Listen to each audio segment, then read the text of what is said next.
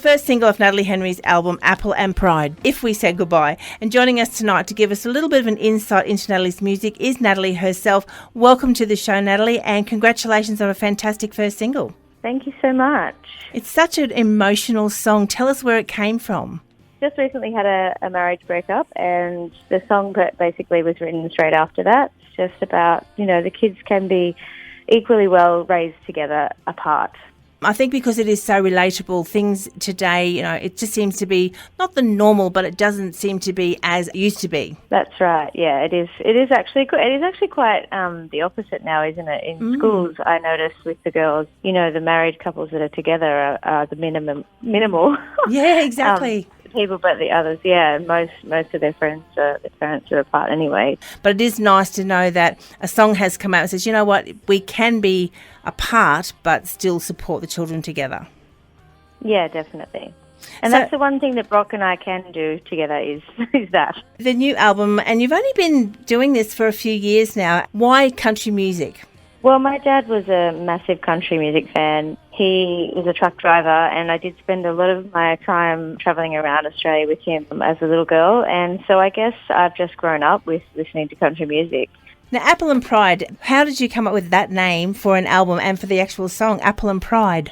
I actually call my babies, the three little girls, I call them the apples. The apple of your eye, or apple doesn't fall far from the tree, that kind of thing.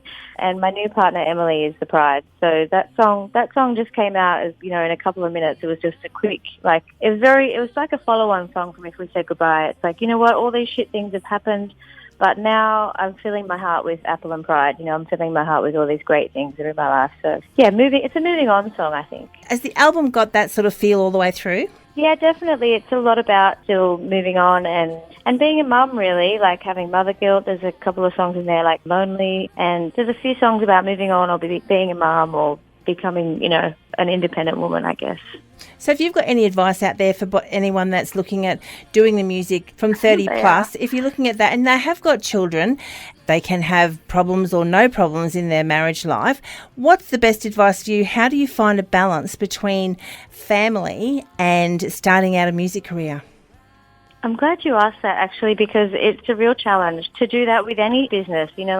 Even though music is an emotion, it's something you want to do because you love it. It's still a business. You still have to run it like it's a baby, I'm still a hairdresser. When I owned a hair salon, I had to think of that salon as my baby.